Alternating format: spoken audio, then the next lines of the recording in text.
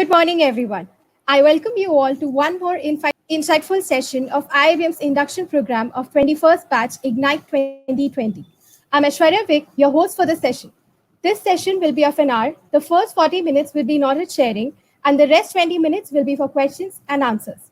You can type your questions in the chat box, which will be addressed at the end of the session. Today, we have with us our alumnus of 2009-11 batch, Ms. Chinmay Gulati, and she will give insights on getting ready for your first job. So let me introduce Ms. Chinmay Gulati. She's presently working as a manager, new business sales development with Google Customer Solutions team. As a part of her core job, she's responsible for defining strategy and business planning for accounts across verticals like CPS, BFSI, retail, and automobile to drive net new revenue for Google AdWords and PaaS. Prior to Google, she has more than 5 years of client facing experience in consulting and business development roles, where she has worked across industry verticals with C level executives to demonstrate business impact. So, without taking much time, let's start the session. Over to you, ma'am. Great. Thank you so much for the introduction, Aishwarya. I hope you guys can hear me well. Great. So, hello everyone. I hope you and your loved ones are doing safe, you're doing well. I am, as Aishwarya mentioned, my name is Chinmay Gulati. I am an alumni of Indus Business School 2009-11 batch. Really honored to be a part of this program and really excited to interact with all of you today. I would love to make this entire session very interactive. So, whenever you guys have any questions, please feel free to put it in the chat box. We can address them as and when required. Also, during the presentation, I will love to hear your thoughts. Probably there will be certain areas where I would want you to interact with me via the chat box. So please, keep doing that so that I feel as if I'm interacting with you. This is considering today's scenario. We are in such a situation that, I'm not able to see you all. It would have been great if I was at the campus, you were at the campus, and we could have interacted with each other there. But considering the situation today, doing it online, and I'm unable to see you all. So the only way through which I know that you guys are with me, you guys are interacting with me is through the chat box, right?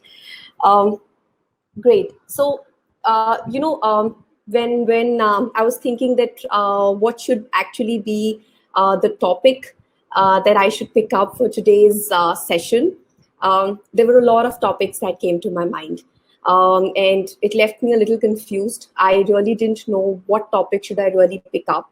So what I did is I actually took a step back, sat down and thought, put myself in your shoes, took myself, years back when I was exactly where you are today, entering the MBA college life. And I realized that, if I was you, what is it that I would be interested to hear about, something that would really help me as a student. And keeping all of those things in mind, one topic that really came to my mind was that let me focus today and dedicate my time to really talk about my experiences as a corporate, talk about my learnings, share my failures with you, talk to you heart to heart as to how life is in the corporate world. Probably, there were certain lessons that I've learned in the last 8 to 9 years, share those lessons with you. And see that, if for the next 2 years, these are certain skills that you would want to develop or improve in yourself that can really make your journey as a corporate easy. And hence, I came up with this topic of, getting ready for your first job. I'm assuming that for most of you, this is going to be, when you finish your MBA program, it's going to be your first job, while some of you might count with previous work experience. But I would like to take the opportunity today to primarily talk about my experiences, my journey, some of the lessons that I have learned as a corporate, and see if that can really help you all. Right. Okay, I'll just start the presentation. Okay, great. So I'm sure you guys can see my slide. This is, as I mentioned, the topic which talks about how can you really think of bridging the gap between campus to corporate. And, as you guys are just for the first year students, you have exactly 2 years to develop and improve those skills that are required to bridge this gap. Right. Moving on. To the agenda. What is it that I'll be covering today? It's pretty simple. I'll like to talk a little bit about myself, how my career journey has been so far.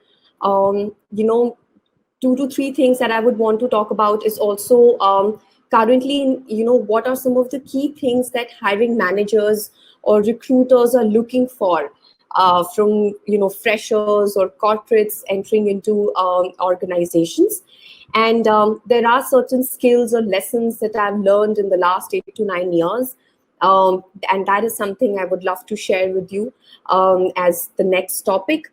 Um, and of course we can leave the next the last 20 minutes, 20-25 minutes for a lot of question and answers that you may have for me, and for us to interact more. I'll take about 40 minutes for the first 3 topics to be covered. I'll move on to the next slide to just talk about my journey a little bit, right? So, as I mentioned, I was a part of the 9/11 batch. I got placed from campus into an organization called Dale Carnegie Training. I am not sure of how many of you have actually heard about this company. Let's just take a little bit of chat from your end. Have how many of you have actually heard about this organization, Dale Carnegie Training?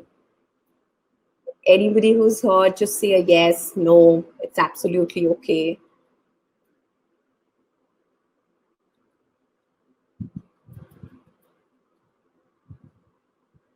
I'm assuming, are you guys putting anything in the chat box? Okay. Okay. Great. Thank you. Okay. Right. So let me just tell you a little bit about the organization, right? So Dale Carnegie was a famous writer, an American writer. He wrote this famous book, How to Make Friends and Influence People. If you've read about this book or heard about this book, go and search about it online on Google. It's a very, very famous book. He spoke a lot about on public speaking, and based on which he then developed certain soft skills training programs, and created that into a company, right? So it started as a small organization in the US, and then he grew it as a worldwide organization which has offices across the globe. So primarily this is a soft skills training organization that works with talent acquisition or HR managers across the globe when they're looking forward to develop certain skills or grow certain skills in their employees. Right. So I joined this organization in the sales and marketing department. So primarily, I was responsible for cold calling. That was my first job, and I was into cold calling or telesales, if I might say. Right. Not an easy journey. But I don't think I was really good at it when I joined this role. I had to really work hard to meet my numbers. The only thing that I remember very vividly from my career at Dale Carnegie was my manager, who actually in my career became my mentor, someone I'm still in touch with, someone whom I really talk to even today. After spending close to 2 years in Dale Carnegie, I moved to a startup, which was Global Apps, again based in Pune. Startups have their own pros and cons. One of the key things is that you have a very, very steep learning curve when you join a startup. So when I joined Global Apps, I think I did multiple roles. I was doing business development. I was doing account management.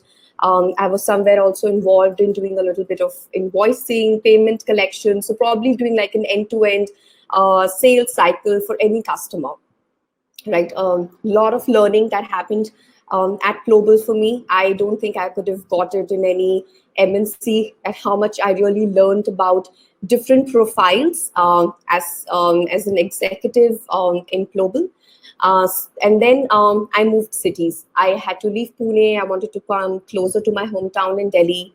So I moved into a new organization called Cvent. Cvent, again, not sure if you would have heard about it, but it is an event management software company. And here my profile was mainly it was more of consultative selling, if I would say.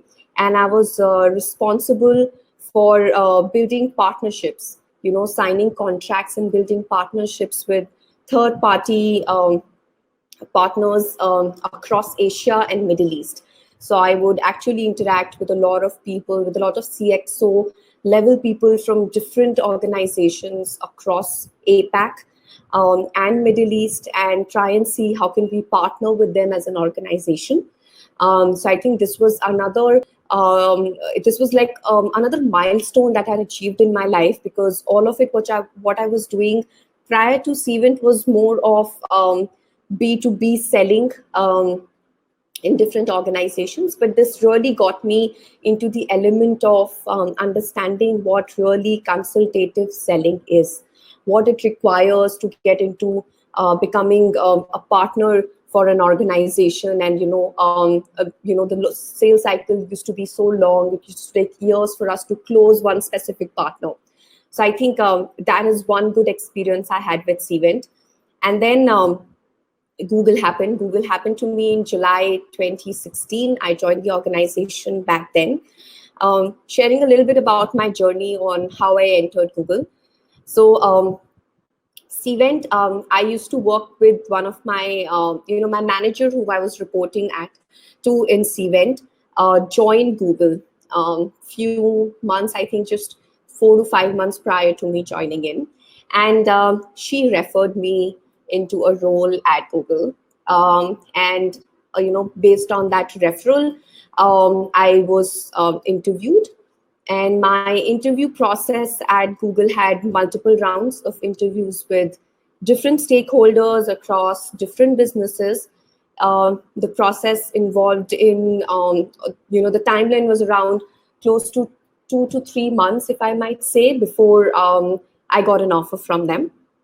And my first role at Google was of a business development consultant, where again I was into sales, selling Google ads, Google AdWords, as you might know, to a lot of organizations, advertisers who are currently not on Google. So I was responsible for bringing in net new business for Google India, based out of the Gurgaon office. And I did that role for close to 2.5 years. And after which I moved into a new role as a manager within Google India, which I am currently doing, which is more of into sales operation or an extension of sales enablement, where I am leading a team that can help a lot of the Google customer solution clients to really excel in their role, right? So it's more of a project management role that I'm doing right now at Google. Um, and so this is pretty much about how my journey has been so far, the different organizations that I have worked with within Google. This is my second role that I am at. And probably looking at myself for the next 3 to 4 years, I think one thing that I always wanted to do was to get into people management, and that was one thing I was always striving for. And it didn't come very easy to me to get into people management. So had to really work on a lot of skills that are required to get into people management. And I can definitely talk about some of them in our upcoming slides, or if there are any specific questions you would have around it, we can take it in our Q&A session. Right, so I'll move on to the next one. Great. So just diving into the topic now, mainly to talk about what are hiring managers really looking for, right? What are some of the skills? What are some of the attributes? What are some of the behaviors that hiring managers look at? Of course, there are going to be your role related skills that will be important for the role, and it will always stay. Just sharing one small caveat here, I am not a part of the talent acquisitions team. I have not been into human resources, so I will not be the perfect person to answer all your questions around the key skills or behaviors hiring managers look at.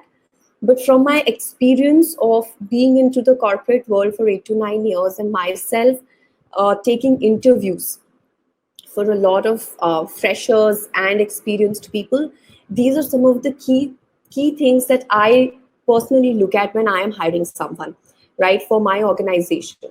So I love to talk about it, but again, these are not the only skills. So I will not say that limit yourself only to this.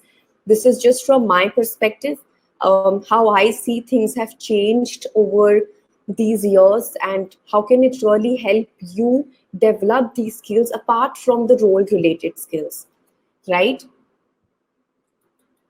So I've just bucketed them into, like, just picked up 5 to 6 skills that I feel are utmost important, something that makes you stand out of all the other people that are actually being interviewed for that specific role, right? These 2 years in your MBA will definitely help you develop the role related knowledge or the role related skills that you need for that specific job or for a specific role.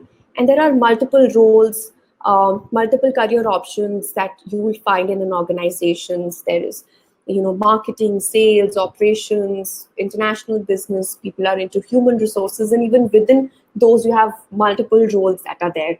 So it actually, all of those role related knowledge and insights that you need, and the expertise that you need is something that you will gain from your professors, and all the study that you're going to do in the next 2 years. But these are some of the soft skills, I might say, that are very, very important, that hiring managers definitely look at when they are looking forward to hiring people for their organization.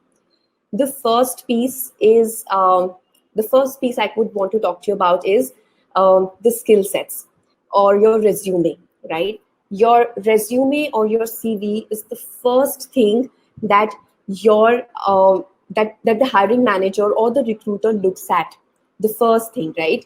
And it's really important that you spend time in making your resume relevant for the job that you're applying for.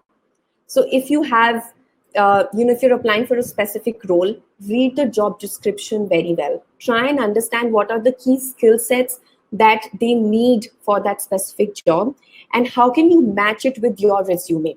So if you can highlight your experience, your skill sets that are required for that job in your resume, trust me, you've won half of the battle. Because these days, you receive so many applications for just one role, and it's just few seconds that hiring managers spend on the resume.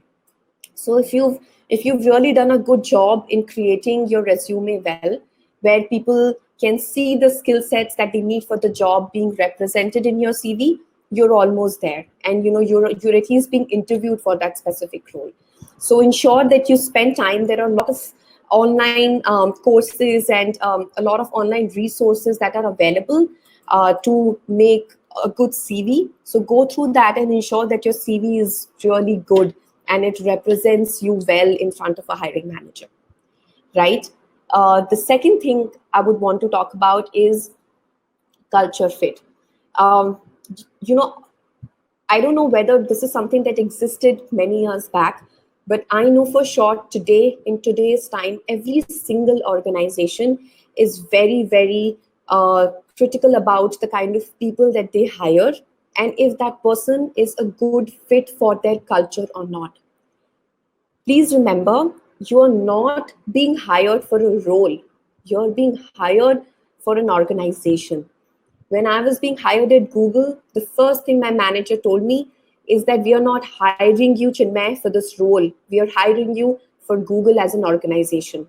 So, all of it that we are going to talk about in our interviews today is just not going to be about your current role. It is going to be about you as a person and do you really fit into Google's culture, right? For every organization that you will be interviewing for, or you would want to interview for, you would want to apply for, make sure that you've done your homework of understanding the culture of that organization. What are the values that organization stands for?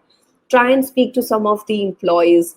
If you get a chance, read a lot about that organization and see that if there are 6 key principles that an organization stands for, trust me, that is something that the hiring manager is going to assess you in your interview. There are going to be certain questions, hypothetical questions, situational questions they are going to throw in front of you only to see that how will you react in such situations, and based on which they'll try and assess whether you are a good fit for that specific company or not. So being a fit for the culture of the organization has become a very, very important criteria for most of the organizations across the globe. So that is one key thing that you should definitely focus on, prepare yourself for when you are looking forward to interviewing for any of the organizations, right? The third is enthusiasm. Trust me, nobody wants to hire somebody who's dull, who is not energetic, who is not enthusiastic about the role, because enthusiasm somewhere relates to, how that person is looking forward to grow in the organization. Is that person proactive in nature? Is that person satisfied with what they are, or they're always striving to do better? Enthusiasm relates to learning and growth. If I'm enthusiastic about a specific role that I'm moving into, I always want to learn, and learning will result in growth. And people want, hiring managers want people who have that zeal, that enthusiasm to grow in life, because when they grow, their business grows. So ensure that whenever you are representing or presenting any agenda or any specific topic or any situational question, you're addressing any situational question, you talk about how enthusiastic you are, or at least that enthusiasm shows up in terms of your zeal to learn, to grow, to excel in that specific role, right? At least this is one key thing that a lot of hiring managers will look at. The fourth thing is going to be problem solving. No organization wants people who are only complaining about problems, because everything that you're going to do in any role, wherever you are, whichever level you are at, entry level, middle level, senior level, you'll always face problems, right? So they're always looking for people who have the ability to solve problems. And trust me, they're not looking that you are able to find a solution to every problem. You may sometimes not find the solution to every problem, but what is the approach that you have in solving a problem? That becomes very, very, very important. For a lot of the organizations that I interviewed for, would not name them, but most of them had questions for me around problem solving. They did not want me to find an answer to it, but they wanted to see the approach that I will have to solving a specific problem, right? And probably probe me further that, okay, if this is not the solution to it, what would you do next? And try and analyze and try and see that how does your cognitive ability work. So my one piece of advice for all of you would be that while in your entire 2 years you focus a lot on your role related skills, your role related knowledge, the college will provide you with a lot of initiatives, with a lot of projects that will actually help you develop these skills, especially problem solving skills, right? How proactive are you in taking initiatives, in taking up projects, in leading projects, and things like that. So spend time, because you still have you still have time, you still have time to really work on developing these skills, improving these skills for yourself, right? Another skill I would talk about is integrity. It again ties back to the culture. Most of the organizations, when they are assessing you whether you are a good fit for their company or not, they are definitely going to look at, that there are people whom they want to hire, which are of high integrity. They do the right things, right? Because for every organization there are certain principles that they stand for, and they will not want to have employees who don't do the right things.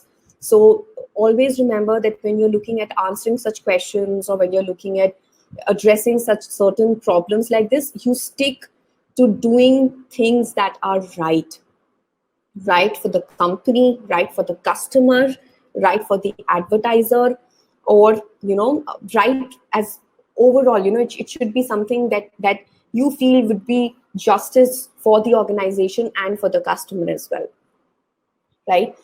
The last piece, and but something which is very, very important, is going to be confidence, because it's going to be very, very important for you to display confidence throughout your interaction with the hiring manager, right? There will come in situations which you may not know the answer, and it's perfectly okay. You are not there to know everything, but how do you really approach that situation? That becomes very important. So I've emphasized enough on the fact that sometimes they're not looking for you to solve the problem, but they're actually looking for you to see that what is the approach that you have in solving that problem, and how do you really look at tackling it. Do you give up very easily? Do you get underconfident as soon as a problem comes in front of you, or are you okay to take that up and really solve that problem, at least work towards solving it, right? So these are some of the I would say behaviors, attributes, that people look at. Some of them would be skills like problem solving skills that you might want to work on for the next 2 years that you have in place. Because considering the kind of people I interview, whether and believe me, there are freshers from all kind of B schools, pan India, so some of the top B schools, and these are some of the skills I look at, some of the behaviors I look at, and I know they may not cover all, but at least this is something that will help you, um, that will help you realize that it'll help you come a long way in any of the organizations that you would want to be a part of, or any role that you feel you're interested in. Okay, so wanted to take time to just talk about these specific behaviors that I see could be very relevant for most of the hiring managers who are looking forward to hiring people for their organizations. And in the second part of the presentation, or my content today, I'm going to be covering the 5 skills that I spoke about in the beginning, right? These are again skills, I would say, which I feel I have learned over the last 8 to 9 years, being working with different organizations. Um, Again, these are certain skills that you can actually look at improving, developing in the next 2 years. And I would really emphasize that if you put a lot of time in actually developing these skills that I'm going to talk about, they may look that okay, this is something not very new, but trust me, I love to place certain importance to some of these skills as we move forward in our presentation, and hear your thoughts as well, right? Like, do you think it makes sense, doesn't make sense, can you relate to it, can you not relate to it? But all of this is just coming from some of my learnings, and I wouldn't say that I was good at all of them. Honestly, I wasn't. I had to work hard to develop a lot of these skills in myself, to demonstrate them in front of my managers, to ensure that and make some of them my strengths, And still there are some skills that are some areas of improvement for me, and I'll talk about it as we move ahead. Great. Okay, so the first skill, communication skills. You know, this is something which is the first skill I like to talk about. Very important. I cannot lay more emphasis on this, and I don't think like I don't think it's very new. I'm sure you've all heard about it in some form or the other, that how important communication skills are. But in the last few years, being into the corporate world, I have actually realized the importance of developing and in some cases improving it. None of us are born with excellent communication skills, right? All of us have to work on it. All of us always have to work on it. So try and utilize your time in these 2 years to build onto your communication skills, to up your game here, as this is going to help you in a lot of ways, not only in cracking interviews, but also in helping you grow as an individual in your career, which is very, very important, right? So these are some of the things that I would want to talk about, primarily on ensuring that you want to put some focus on developing or improving your communication skills. As I might say, uh, in the beginning of my career, especially when it had to come when I had to deal with a lot of stakeholders, I really did not pay a lot of emphasis on communication skills. Right, I would not ensure that I am communicating what all I am doing on a regular basis. I would not set up cadence, and that really did not do well for me. So over a period of time, I realized that it's very important that as an individual, what, firstly, some of the tips that I like to share, and I've put them in the slide here. The first thing is that having clarity in your ideas, knowing what you want to talk about. And it might sound as simple and as basic as it is, but trust me, when you are in the corporate world, or when you're in front of a hiring manager and you're talking, sometimes there's so many thoughts that come into your mind that you're not able to really put structure in your to your thoughts and say it in a very concise manner to your hiring manager, and that does not leave a very good impression to them. And even when you enter your first job, and there will be multiple times you'll have business meetings, client meetings, ensuring that you're able to build onto your communication skills will really help you go a long way, right? So this was one key thing I wanted to talk about in terms of ensuring that I lay emphasis on helping you understand that while there may be a lot of role related skills and knowledge that you would work on, but if there is one soft skill that usually that goes unnoticed, is because we take it for granted, right? Tell me one thing. In most of the job descriptions, you would see people would mention as prerequisite requirements excellent communication skills. Do you see that often? Just put that in the chat. You see written require excellent communication skills, something like that. That's always mentioned in most of the job descriptions that you would see anywhere. Just put that in the chat. Have you noticed it, or is it just me? You have. Great. Yeah. So, to be honest, there's a reason why people or organizations actually focus on the fact that they require excellent communication skills, is because this is something that hiring managers are actually looking for, and we don't realize it, right? We don't pay a lot of attention to it.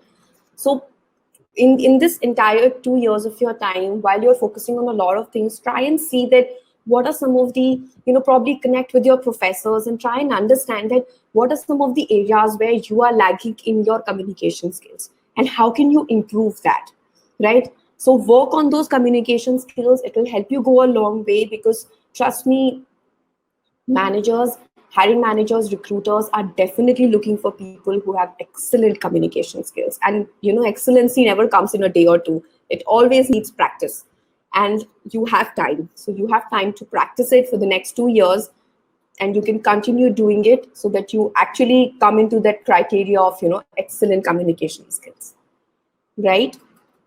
While verbal communication skills are very important, I will always tell you one thing that I have noticed is to see that how can you focus on your non-verbal communication skills as well, right? I may be good at talking, but this was some stats that had come to my notice, just few years back, that when you're actually communicating with someone, it is 55% of actually about body language that matters, and this plays a very important role in an interview, right? Even when you're meeting important stakeholders in your job, or senior stakeholders in your job, a lot of times they will be focusing on your body language, right? So keeping that into mind, that how are you presenting yourself, how is your body language, are you looking nervous? There are times that people do certain things that clearly show that they are nervous, or probably they're underconfident, they're not there, they're not in a proper state of mind at that point in time, they're a little absent minded and things like that. So 55% of actually your communication depends upon how your body language is. So it's important that you focus on your body language. There will be, and when I'm talking about this, why I'm emphasizing on this is because there will be certain projects, initiatives, certain and a lot of opportunities that are going to come your way when you are a part of the 2 year program, where you can actually work on developing these skills for yourself, and you will see it. And we've done it. When I was there years back, there were a lot of opportunities that Jay sir and the professors gave us, where it gave us a chance to really work on improving our communication skills from where we had entered the college timing to when we actually got placed. There was a difference, and you could see it. You could see it in yourself, right? So try and focus on all of those things in the next 2 years for yourself, to focus on improving and developing your communication skills, because they actually impact your workplace relationships also, not only with senior people, but with your colleagues, with your peers, with your cross-functional stakeholders. All of these people are going to see you and interact with you, communicate with you, and how you communicate with them is going to help you grow further in that organization, right? I don't think I ever laid a lot of emphasis on, being an active listener, and I'm guilty of it. I am very, very guilty. I talk a lot. I'm very, very talkative, and a lot of times I would get this feedback that you should. And even when people say that you should listen, be an active listener, I would always be like, okay, okay, okay. But I would never pay a lot of emphasis to it.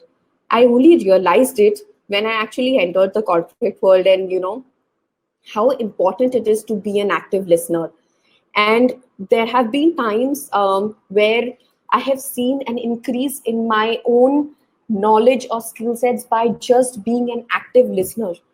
Hearing what the leaders have to talk, what my VP is saying, what my director has to say today, and just listening and trying to improve my knowledge. I have done that. A lot of times they say that knowledge doesn't just come through reading online, but a lot of it comes from hearing from people, their experiences, their learnings, and I have realized it. Um, and probably, you might already be a very good listener, an active listener, and if you are, then that's a very, very good skill. Please keep on to it. It'll help you go a long way, because as you'll get busy into the corporate world, you'll enter your first role, your first job, you'll realize that there's so much you have to do. Always there is so much that you need to do, and you're always in a hurry to put your point forward, make yourself be heard, and then not listen to what the other person is saying. And I'm guilty of doing that so many times, that I think I'm right, and what I am saying is the right thing, putting in my points forward and not being an active listener, right? But trust me, I have missed on to very critical informations. I have missed on certain learning opportunities only by not being an active listener. So Just within communication skills, I'm sure there are multiple elements. I only wanted to cover two to three from my experiences. One was on how important verbal communication is. Along with verbal, your body language, your tone, the way you speak, the way you present yourself, all of this plays a very important role. So your non-verbal communication skills have to also be up to mark. And the third is, ensuring that you are actually improving on your listening skills. At least that's something I always had to do. And I would love to, just emphasize a little bit on it in terms of you being an active listener as well. And if you are, then please continue to be like that. It will help you really go a long way. Great. So moving on to the next skill. The next skill is primarily your presentation skills, right? You will need this skill in every single part of your corporate life, or even before that. Whether it's your interviews, whether you're in meetings, client meetings, networking events, conferences, interactions, and you name it and you need it, right? And it doesn't come very naturally, like how you have to work on developing your communication skills. I think it's very, very, very important to also work on developing your presentation skills as well. Your hiring managers are always looking how you present an agenda. In fact, there are certain organizations who hold a specific round. If you're especially into client interacting roles, there'll be a specific round that will talk about probably presenting a specific agenda or a topic. They'll tell you to create a presentation at that moment, give you some time, and then you have to come and present it in front of few stakeholders. So this is a very important skill, not only for cracking interviews but also helping you go a long way. I'll just share one example of mine. There were times when I as an individual had real good ideas that I wanted to talk about, but trust me, I was not very good at presenting. Right, I had to really work hard in looking at, and probably seeing and observing what other people do in presentations from some of the top leaders, and then try and pick that up. During my client meetings in my first job at Dale Carnegie, for a lot of client meetings, I used to be very nervous because the people whom I had to present in front of, they were like so many years more experienced than me. They were expert in their domain, and I was actually going and presenting in front of them, and I used to be very nervous, right? So, and it would take me like uh, days of practice. I would practice like every single day to be well versed when it comes to going and presenting myself, especially for client meetings. So I'll personally say that I don't think the skill comes in very easy, and even if it does, there's always something that you can improve on. Um, some of the 2 to 3 things that I picked up from a lot of people is how well they research their audience. They know their audience so well, what will strike with them, what will not strike with them. Some of the great speakers that we have across the globe, I think they do their research on their audience really well. So that's one key tip that I've started following for any of my presentations going forward, and ensuring that you structure your presentation well. You have enough breaks in your presentation, and even from an agenda perspective, you ensure that your audience know what you're going to talk about and how much time you're going to spend on each of your agenda item, right? And I think the third key thing is ensuring that somewhere you're able to engage your audience, and they're with you while you're presenting. So that is another key skill that I would want to talk about, how it's going to be very important for you to really work on. While when I was in the college days, I had this opportunity to go and represent my college along with few other batchmates in one of our inter-college competition in Mumbai at that point in time. And I still remember how nervous I was when I had to get onto the stage and talk about our college in front of so many people. So I think college is definitely going to give you a lot of opportunities to really improve on your presentation skills, to get that fear out of you, and to talk in front of a large audience, and really be impactful, right? So you take advantage of all of those opportunities, go grab them, and work on developing your presentation skills.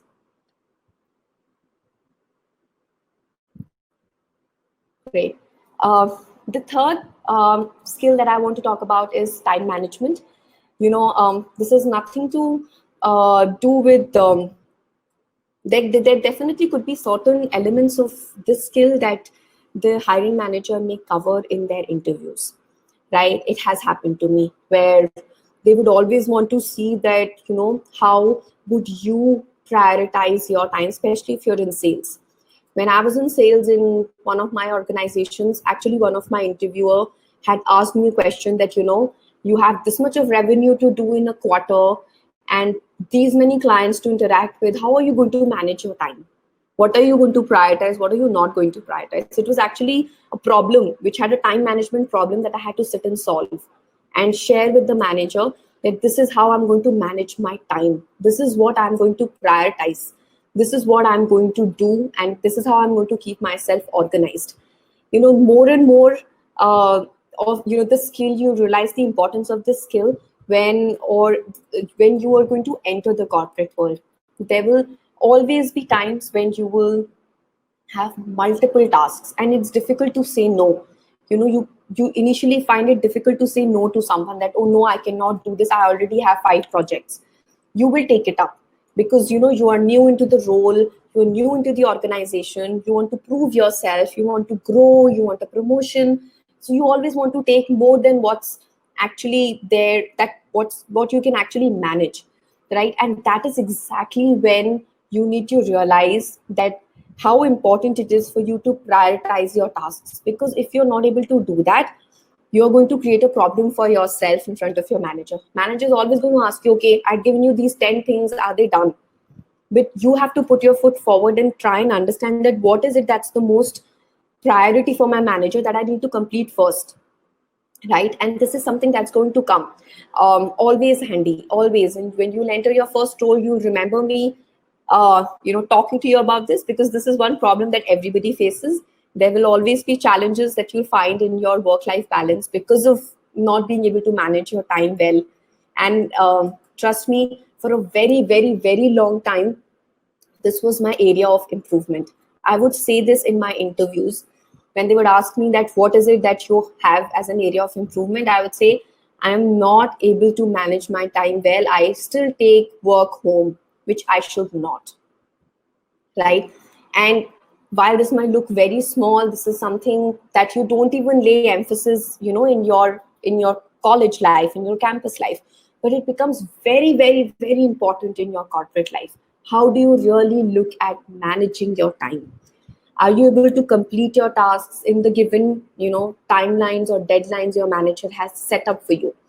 One tip I'll give you on seeing how can you really look at managing your time is to apply Pareto's rule, the 80-20 rule. I'm not sure if you guys have heard about that rule, but it's basically that, 80% of your output comes from 20% of your inputs.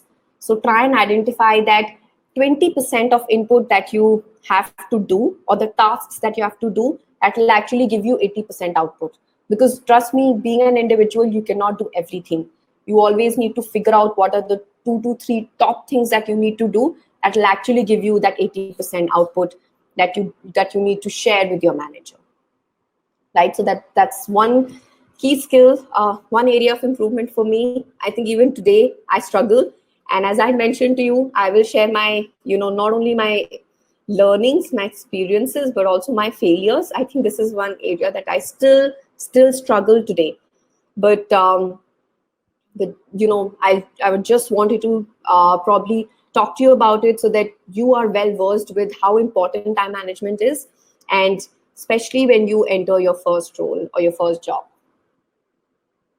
Right? Okay, the fourth skill, the fourth piece or the skill that I would like to talk about is mainly conflict resolution, or what you say, conflict management. It comes,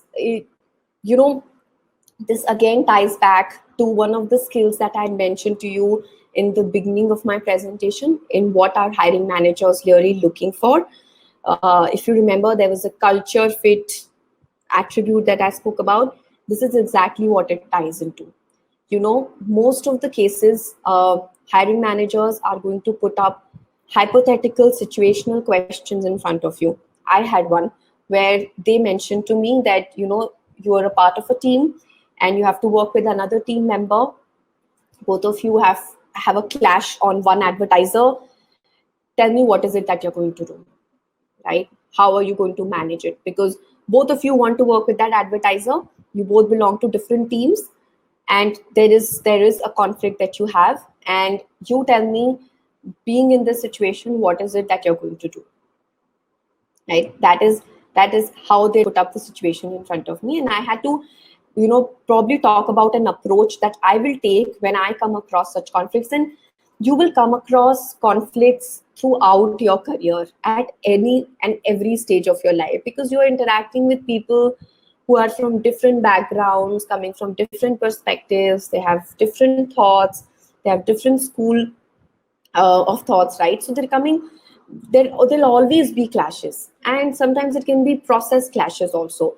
So you will always come across these situations, and sometimes that how to really make your way into solving that problem is what the hiring managers are actually looking, that do you have that skill to solve this problem or not, right?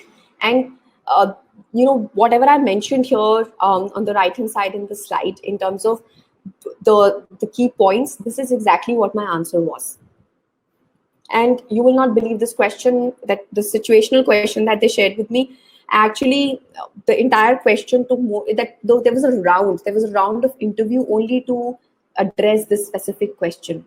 So you can realize how important it is for a lot of organizations to see that how do you really manage conflicts, because conflicts happen all the time in every field, right? And they want people who are not really harming the customer, or keeping the organization's reputation at stake, but how are you really doing it amicably with the other team, ensuring that you work together to provide better service or better results for the customer, right? So I'd actually shared this as a solution to them, saying that I'll understand what the disagreement is, I'll establish a common goal for both parties, I'll discuss ways to meet that goal, what are some of the challenges we are facing in meeting that goal, and then come to a solution and delegate responsibilities for both parties, so that we are equally accountable for winning that business for us. So this is another key element that that you're going to face, maybe not in and this is not something that you really even when you work on projects in colleges and things like that, any team building activities, you will realize you're going to face certain conflicts. There are going to be certain situations where people will not come to the same conclusion. So how do you really look at solving all of that is something that you really should focus on. This might look really small and minuscule to you right now, but these are some of the key skills that people really look at when it comes to hiring people for their organizations, right? Great. So now this is the last skill that I wanted to talk about, how important it is to display your behavior of being a team player. This is the last one, but trust me, not the least important one. It is fairly important that you display yourself as a team player. This is one of my key strengths. I write it in my resume that I am a strong team player, right? You will always work in teams. Any organization you join, any role that you do, you'll always work in teams. You'll always be a team player. How good are you as a team player is something that an organization wants to look at, because at the end of the day, if you don't work as a team player, you're actually resulting in loss for the organization, because people who are not able to work in teams are actually causing problems for the organizations. And those are red flags. Those are red flags that a hiring manager will look at, that, oh, is this person like always an individual contributor, doesn't want to focus on how to work together as a team. Most of our the leaders that you will see, or you would see that they focus a lot on team building activities in colleges and also in organizations. Most of the cases, you'll always see team building activities happening. Why? Like, why so much focus on team building? It's if they're spending so much time, and if you're, if they're doing any outdoor activities or any offsites also, the only agenda organizations have is to build an effective and cohesive team. There's a reason why they're spending so much money, so much resources, and so much time. There's an opportunity cost that goes in actually taking our time and doing these team building activities. The only reason why we do it is because being an effective team player is an important key skill set that you should possess. You should know to work with people, work in teams, right? And demonstrate it. There will be situational, especially, these last two to three skill sets that I've spoken about: conflict resolution, conflict management, and being a team player, actually ties back to the culture piece that I spoke to you about. Because exactly, organizations are looking for people who are good team players, who are able to work together, solving conflicts as a part of their culture. And these are certain soft skills that you need to develop.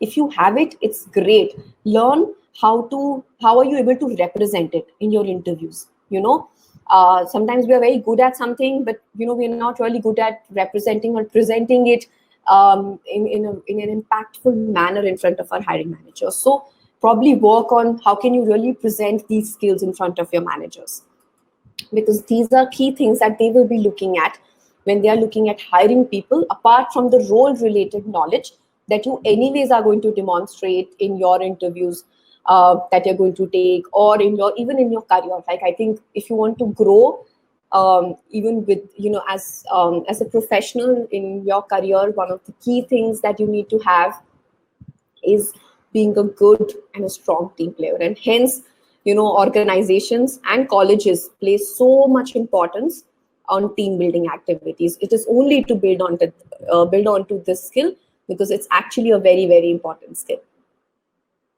right?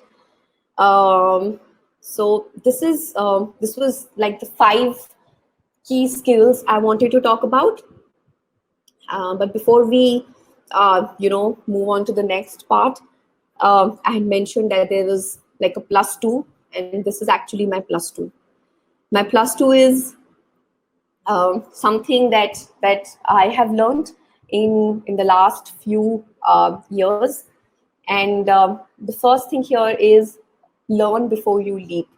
When I say that, I mean is you'll always be tempted to move to the next part in your career. Always. I've been guilty of doing it. Like my first organization, Dale Carnegie, and when I moved to Global, I was just so eager to make that jump. I had to do something new. I wanted to get out of it. I didn't like cold calls. I wanted to get into client interaction. You're always eager to do something and take the jump, but don't take it unless you have learned enough in your first role. And I have realized it the hard way. You'll if you just keep on jumping and not learning to your full capacity, to what you really should have in your first role, you'll miss on to a lot of things. When you'll cross 5-6 years, you'll realize that, oh god, probably there were so many other things I could have learned and I did not. Right? I'm not excelling at this. So take your time when you plan your career. Always keep this in mind, that never just jump onto different opportunities without really learning in your first one. So learn before you actually leap into the next one. And the second one is importance of a mentor. It came very, very, very late in my life. I'm always sad about the fact that nobody told me this, and hence I wanted to make sure that I share this knowledge with you. uh, Having a mentor in life is very important. It could be your professor, it could be your friend, it can be your manager, your colleague, peer, anyone, like anyone. But having someone whom you can rely and talk to when it comes to taking decisions in your life, especially in your career, it is very, very important, right? And try and do that. It will really help you You'll thank me later that this was something that I shared with you years back. I started keeping some mentors in my life very late in my career, whom I still talk to when I want to make some career moves, when I'm confused, when I don't know what do I do next. So try and keep this as one of your as one of they try and have a mentor in your life early in your career. Trust me, it will really help you. You'll always get a new perspective, something that will help you make better decisions in your career. Okay. This is I'm a strong believer of a quote that says that it's not always the strongest or the fastest person who becomes successful. It's actually the person who never gives up and continues to work hard. I have done that all my life. If you see my career journey, I've never worked with the best of the organizations in the past. Before Google happened, they were organizations some people didn't even know existed, right? It included startups, but I never gave up. I always knew that if I have to grow myself, I'll have to keep learning, and I kept doing it. Genuinely, I kept doing it. So I think that's one key thing I'll always want to share with you, that don't believe. The world will want you to believe, but you don't believe that only the strongest or the fastest person wins. It is actually the person who works the hardest that wins. So you'll have to keep up to that, have patience, and you'll definitely move into areas and organizations that you really want to work into. Okay, I have a small video before we get into the question and answer rounds. So can let me play it.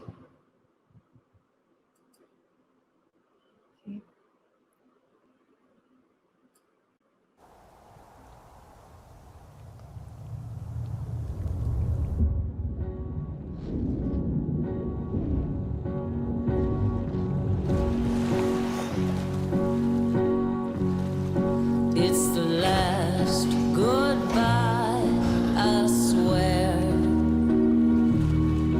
I have no regrets, for the past is behind me. Tomorrow reminds me just where.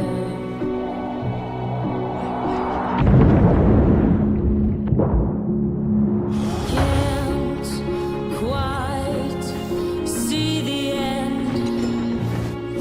How can I rely on my heart if I break it with my own two hands? I heard all you said, don't say anything. It's the last goodbye, I swear.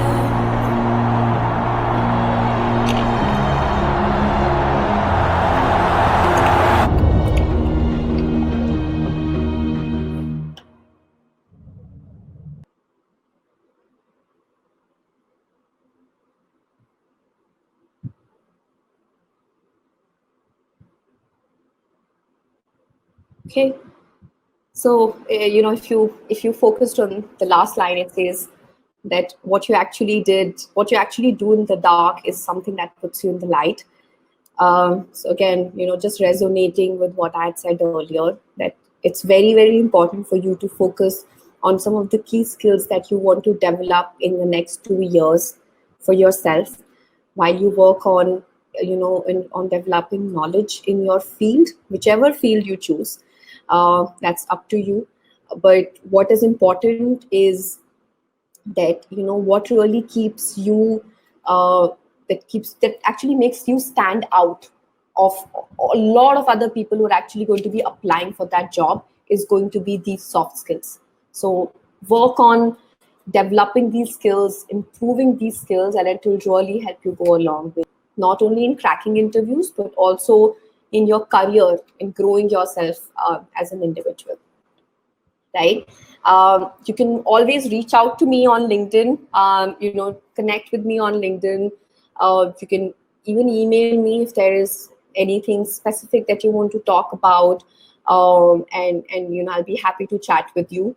So just shared some of my contact details in here, but I think I'm open for Q&A now, if there are any questions that we have. Okay. Ma'am, the first question the students want to ask is, how did you go about choosing your specialization at IIBM? Right. So I had a dual specialization at IIBM. I had a master's degree in marketing, triple M, and which was from Pune University, affiliated from Pune University. That was the primary degree, and my secondary degree was HR. I was always interested in human resources, but my first job, so if you see, my first job in Dale Carnegie had a mixture of both HR and marketing. HR because it was a soft skills training organization.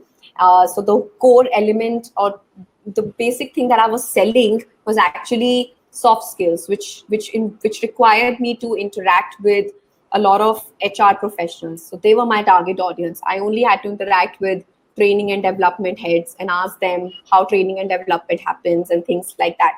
So I think that was my second degree, which was human resources. But when I had made my way into sales, I think I liked it that way, and I just kept it. So I'll be very honest with you. I initially wanted to get into human resources, wanted to first see if I can get into recruitment and then grow myself as an HR professional. But I think when sales and marketing happened, and if you remember, I spoke to you that in Dale Carnegie, my manager became my mentor. She really guided me. She helped me understand that what are my key strengths. So she said, how can I really grow myself into the sales and business development role?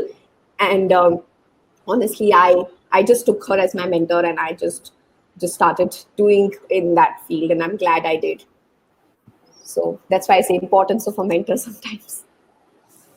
Ma'am, you also mentioned that during your tenure at IIBM, within 2 years, you could see a transformation and a growth in your own self. Can you throw some light on that? Like, what exactly Yeah. were the changes that you observed? Okay, this was a lot. So when you enter into MBA, you are nervous because you know that this is the only chance that you have, after which you're going to enter the corporate world, you're going to become an independent person, and all of those things, right? So I had all of that in mind always. But a lot of these skills that I spoke to you about, communication skills, presentation skills, I don't think I was just too good at it. I really, genuinely, I wasn't. Right? My graduation did not really involve me, did not really require me to do all of these things. Most of the times, the way the curriculum in MBA colleges is made in such a way that students focus not only on the role related piece, but also a lot on developing yourself, as a strong personality. And in that, one of the key skills is presentation skills. I'll share 2 to 3 examples with you. Okay, when I spoke about initiatives, I'll tell you. So in our batch, there were certain clubs that were formed. One was a marketing club, then there was an HR club, and then there was finance club, right? And we used to be leading those clubs and then do specific activities. So I was actually leading the HR club. So this entire idea of forming these clubs and working, in really in as in what are some of the key elements we would want to cover in these clubs, is something that only started at IIBM. I had never done that before, right? So interacting, how do we really look at developing industry connections, with HR heads, all of those networking events. Jay sir would help us connect with a lot of people across different areas, and he would tell us, okay, you know what, why don't you connect with this professor? They can help you connect with a lot of HR professionals and things like that, right? So these were some of the key things. Trying to see that proactive approach that I actually developed actually came in because I took that initiative of leading an entire club. And I was actually I was leading it, so I had so many people who were actually looking up to me. That okay, what is Chinmay going to do next? What is it that we're going to do? We created a very nice magazine and a portal also that had a lot of information on what are some of the key elements human HRs look at, what does talent acquisition mean. And all of this, with what we did, was not that Jaisar actually told us to do. We actually went with such ideas to him and said that, sir, this is what we were thinking we want to do. And he was like, oh, go ahead and do it. Right. And all of these things are beyond my core classes or my core job, which was at that point in time, I was attending classes, and after that spending time on doing the club activities. So these were certain initiatives that I took on to myself. I also spoke about one of the inter-school competitions we had, college competitions in Mumbai, where with a bunch of few other batchmates, we had gone all the way to Bombay to represent our college, and I was so nervous, I cannot even tell you. And I was like, how are we going to do it? These were some of the top B schools coming in there, and then it was us, and we did a great job. It really feels to me today that all of these opportunities that I got at IIBM at that point in time really, really changed me from what I had entered as a nervous kid to really getting placed in, like, in 1.5 years in January itself. So it was just that we were just it's just that you need to push yourself beyond just your core thing, because the more you do it, the more you will learn on all of these soft skills. So pick up those opportunities, identify them, and pick them up. And that is what people did in our college. They would always come up with something new, that okay, let's try this, probably any team building activity or stuff like that. So I think though these are 2 to 3 things I so clearly remember, I don't think I'll ever forget it, because that really changed me from a lot of things that made me nervous, and it was not a part of my comfort zone, and I actually pushed myself outside of my comfort zone to take this up, to lead an activity, to lead a club, and also to go and represent my college in front of so many people.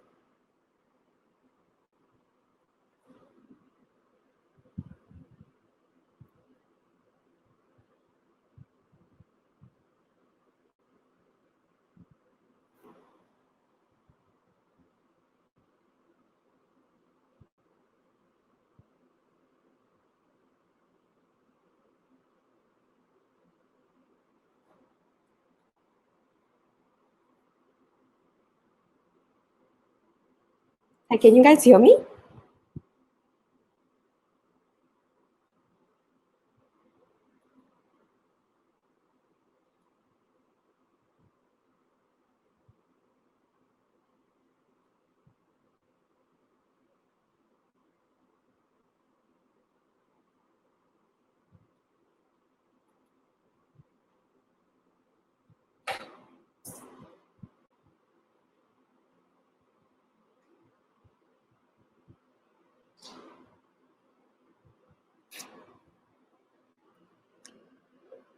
Okay. Um, I think Ashwar. Just a moment, ma'am.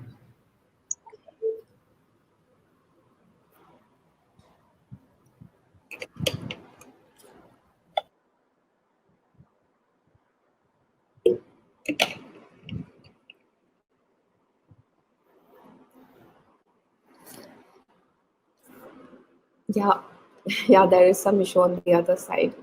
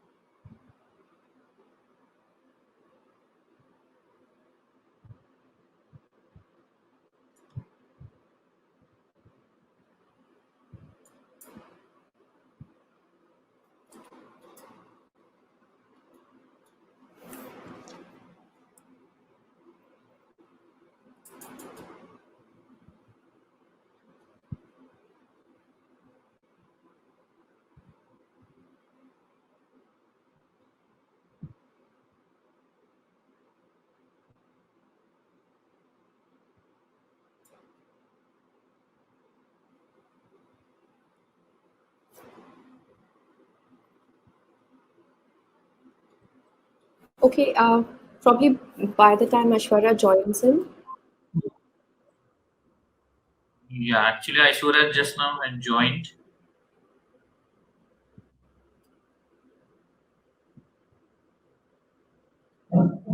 I think she is facing a network issue. So, ma'am, if you could, as in chat window, if you could find a particular question you would like to answer, otherwise you can give closing statement, ma'am. Okay, I'll just pick up maybe a few questions, anything Okay. that comes on top. So Yeah. there's a question one student has asked about talking about communication skills. Would you please guide us? How can I work on it or develop it? Right? So see, communication skills, as I had mentioned to you, it has multiple elements. It has verbal communication. There is going to be non-verbal communication that's going to come into picture. So it is only practice that is actually going to help you develop your communication skills. One or two things that I can definitely help you, like how it really helped me was only taking certain initiatives, like taking certain projects like that can actually help me grow onto my communication skills. And another thing that I can share as an advice is in terms of feedback. Try and get some feedback from your professors, people around you, in terms of some of the key elements that you may be missing in your communication skills, and how can you really improve on that, because it's very specific to you. I don't know what are some of the key things that are missing in your communication skills that I can help you with. But from an overall element, I can definitely tell you that there are a lot of resources online, but more than anything, it's about practice. The more you will practice it, the more you'll realize that how are you really improving in your communication skills day by day, right? So it comes with a lot of practice that you're going to do, but of course there are going to be certain elements that needs to be taught, something that you can read online, and there will be certain elements that will be covered in the curriculum as well, on how can you really look at improving your communication skills. I hope that answers. um, Okay, there's another question which says that being a girl, what do you think, which is a better job, secured specialization between HR and marketing?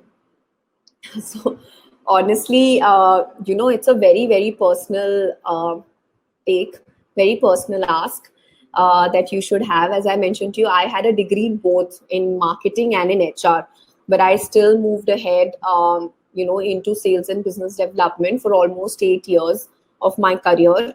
And I wouldn't say it's very easy. It is difficult, but my manager in my first organization itself told me that some of the key skills that I possess, or strengths that I possess, is required as a marketing or a sales professional. And I took that as an advice from her end, as a mentor to me, and I really worked on it, and moved in, and I'm glad I did it.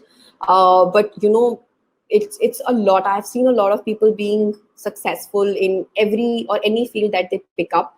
So I'll not say it's a gender based role, that sales women cannot do good in sales, or they're better in HR marketing. I wouldn't say that. It's a lot on your strengths. What are you really good at? What is your passion? If you think you're good at some of the skills that are required to be a good sales professional, trust me, you will kill it. It really doesn't matter. Everybody these days is a complete professional, and you will see doing well for yourself, even in a marketing or a sales role. But if HR is something that really excites you, if that is something that keeps you motivated, go ahead. There are so many, like, just look at it. There are so many professionals who are actually males in HR. Some of the VPs of VP HRs of most of the organizations are males. So it is nothing to do with gender, which role or which profession you pick up. It's all about your strengths. I hope that helps. um, I'll take one more question. And okay, the question is, please tell us about the difficulty level of interviews in Google. Okay, so difficulty levels, I had multiple rounds of interviews at Google. It wasn't one or two, it had multiple rounds. And I can just tell you key elements that were covered in order to assess me. One was definitely role related knowledge. So they wanted to assess me on what are some of that, whether I'm a good fit based on the kind of role that they're looking at, and do I possess those skills or not. So I had multiple rounds on my role related skills, which was mainly into sales. And there was one round which there was another element that was covered, was around problem solving or general cognitive ability, which again is to see that what, how are my analytical skills, am I able to solve problems, how do I look at what is my approach in solving problems, or mainly to assess your analytical skills. So that's why I had mentioned problem solving skills. So do think of working that. You find a lot of these problem solving skill questions online that are asked by a lot of organizations across the globe. So go read those questions and see that if you were thrown up such, if such a question was thrown up at you in an interview, how you would have responded to that question, right? There is an element of leadership that's covered because they want to, as I mentioned, and then there's a culture fit piece. And that's why I mentioned the culture fit piece, because you're not being hired for that role, you're actually being hired for that organization. So they'll always try and share certain hypothetical questions with you, which are going to be there to only assess you whether you are a good fit for that organization's culture or not. Right? So I think that were certain elements that were covered in my interview rounds. And it was almost a 2 to 3 months process before I actually got the offer letter. So they take their time, and I think there are multiple levels of approvals that go from country to regional to global level before they hire someone. Yeah.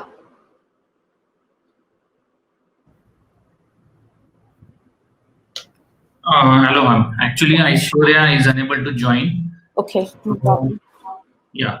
So actually, the session was really excellent. Your journey is really inspiring to the students, and they must have learned a lot of things from you.